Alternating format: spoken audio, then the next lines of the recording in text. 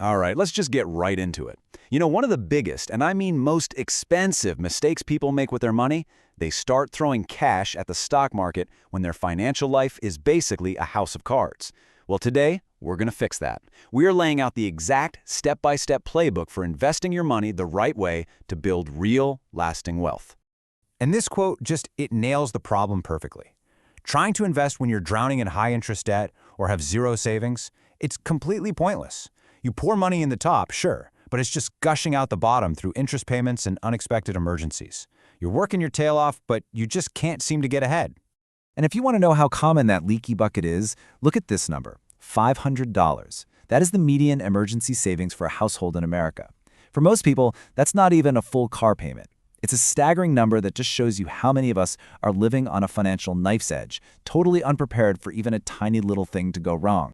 So what's the big deal? Why is getting the order wrong so disastrous? Well, it all boils down to one thing: opportunity cost. Think about it. Every single month you're carrying a credit card balance at, say, 22% interest. That debt is growing way faster than any investment you could realistically make.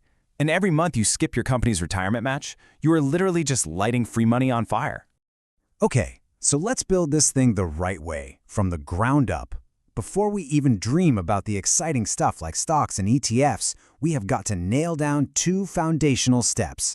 I know, they might seem kind of boring, but I promise you, getting these 2 things right is the most critical thing you can do for your money. First things first, the emergency fund. And listen, this isn't just about money, it's about peace of mind. It's a psychological safety net. This is the money that stops you from making panicked, terrible decisions, like cashing out your investments at the worst possible time when life inevitably throws you a curveball. Start small, $1,000, then 1 month's expenses. Then you build from there. See? It makes a huge goal feel totally doable. This quote right here perfectly sums up our next target. I mean, with average interest rates screaming past 20%, credit card debt will absolutely vaporize your wealth faster than anything else out there. Paying it off isn't just a smart move, it's a 5-alarm financial fire. So how do we put out the fire? Step 2 is all about the debt avalanche.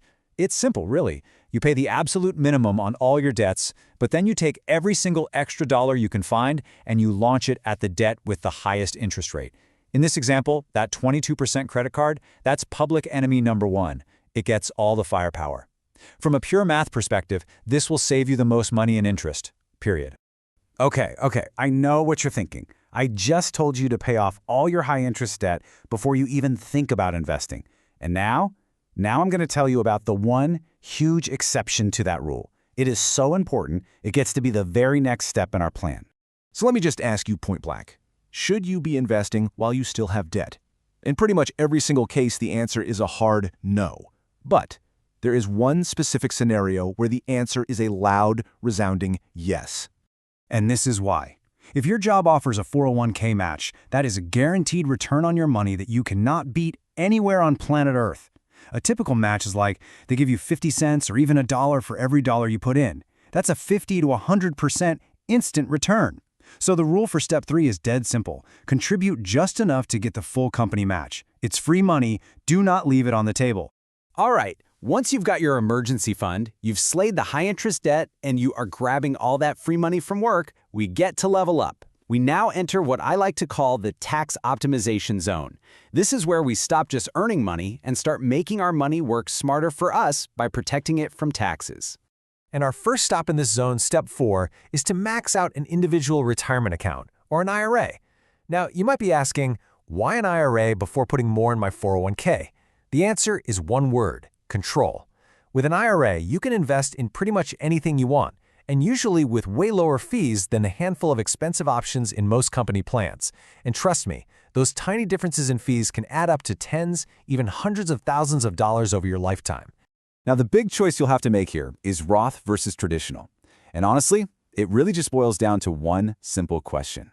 Do you want to pay taxes now or pay them later? The rule of thumb on this slide is all you really need to know. If you think you'll be making more money and be in a higher tax bracket when you retire, a Roth is probably your best bet. If you think you'll be in a lower one, go traditional. It's that simple.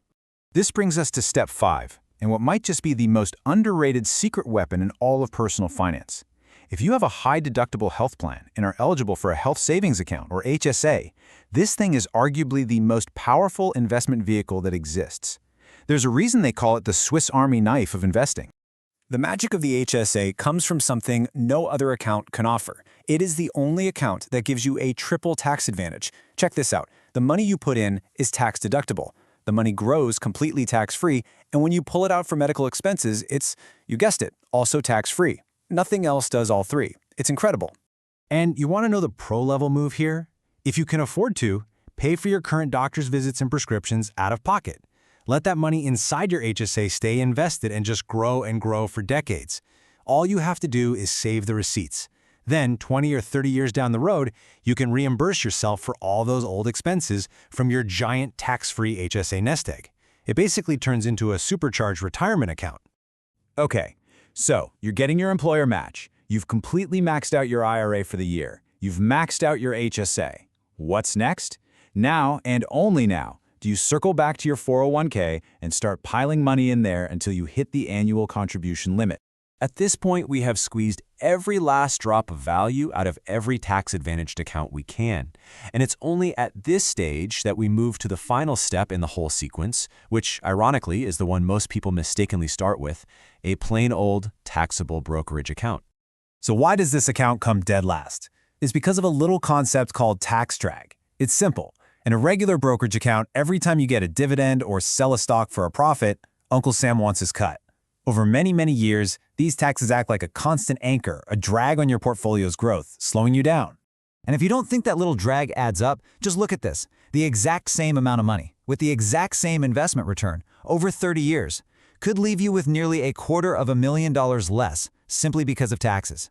That's the staggering power of following the right order and using those tax-advantaged accounts first. Woo! Okay, we've covered a ton of ground, right?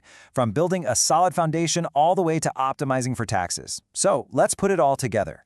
Let's make this one clear, simple roadmap that you can actually use. And here it is, the whole playbook on one slide. Step 1. Build that 3 to 6 month emergency fund. Step 2. Destroy all high-interest debt. Step 3. Grab that free money, the full employer match. Step 4. Max out your IRA. Step 5. Max out your HSA, then go back and max out the rest of your 401k. And then finally, Step 6, and only when all that other stuff is done, you can invest in a taxable account. This is how you build wealth the smart way. You know, this isn't just some interesting financial theory. It's a real, actionable plan. You've got the map right here in front of you. So the only real question left is, which step are you on, and what are you going to do about it today to take that next step?